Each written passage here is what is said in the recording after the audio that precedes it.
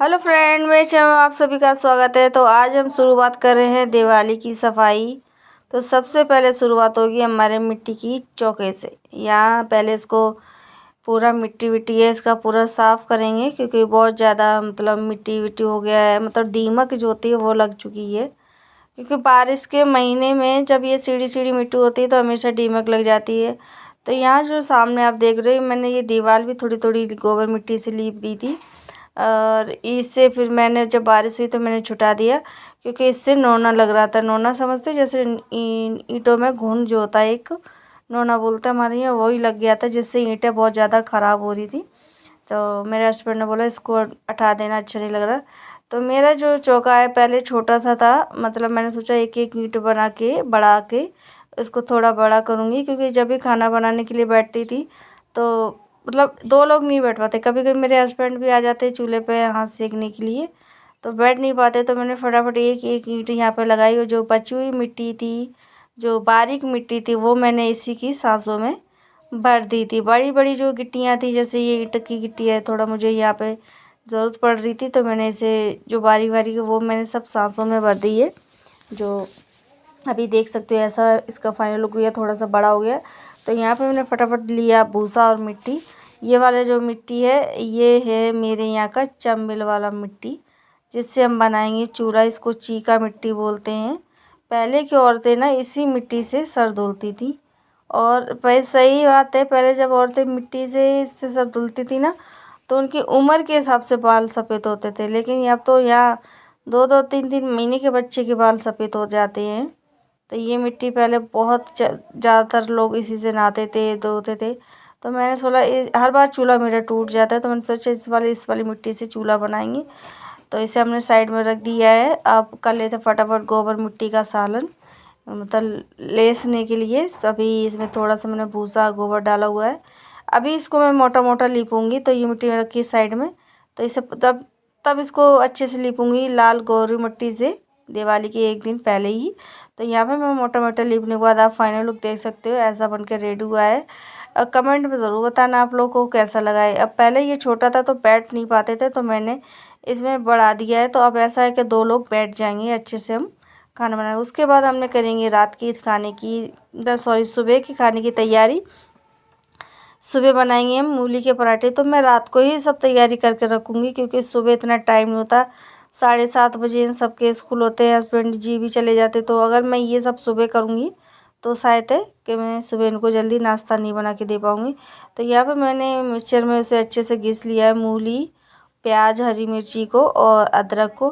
तो यहाँ पे नमक और मिर्ची डाल के हम इसको रखेंगे रुमाल में एक जगह। पहले इसका जितना पानी हमने निकाल लिया, अब इसको गांठी लगा के इसे एक जगह कहीं टांग देंगे। ये मैं स्टैंड पे ही टांग देंगे, कोई जगह नहीं है तो अभी मेरे पास नहीं है, टांग देंगे अच्छे से गांठी लगा के। जितना भी पानी इसका, जो नमक डालने के बाद मूली पानी वैसे भी छोड़ेगी, तो नीचे हम कटोरा लगा देंगे, जिससे बूंद बूंद जो भी पानी गिरेगा तो कटोरे में गिरेगा, नीचे ये पन्नी नहीं ख़राब होगी।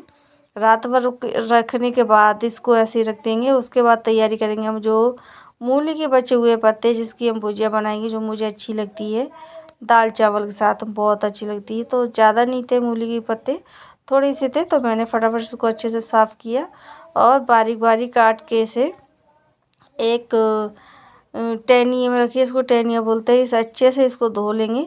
सुबह की तैयारी मैं हमेशा रात को ही कर देती हूँ, क्योंकि सुबह इतना टाइम नहीं होता, उठते उठते 6:30-7 बज जाता है। कब इनको नाश्ता दूँगी कभी कभी तो इसलिए मैंने सोचा ये रात को ही तैयारी कर दूँगी। तो सुबह के बज गए 6:30। फटाफट से लगाएंगे घर में पूरे में झाड़ू अच्छे से, आंगन वांगन में।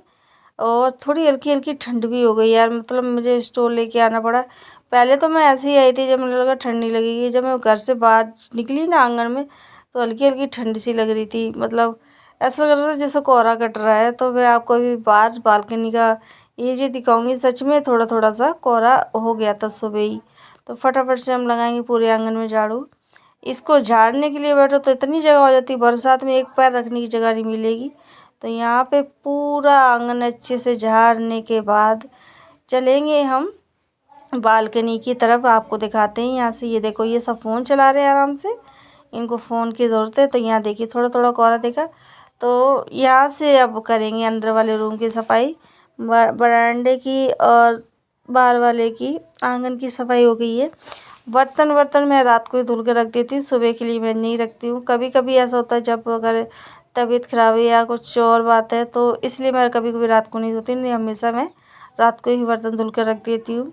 और अगर रात को बर्तन ना धुलो तो सुबह टिफ़िन के लेट हो होता है, इसलिए सब कुछ काम सभी फैमिली मतलब सभी लेडीज़ों को रात को ही समेटने पड़ते हैं। जैसे बच्चे को टाइम से हम स्कूल भेज दें, अगर वो टाइम से नहीं जाएंगे तो वो हमारा जीना दुश्वार कर देंगे। ऐसा लगेगा कि बस चिड़ियाघर में कभी ये बना दो मम्मी, कभी वो दे दो, कभी पैसे दे दो, हम नहीं जाएंगे। ये मतलब इतना परेशान कर लेते, इतना परेशान कर लेते ना, कुछ कह नहीं सकते बच्चों को।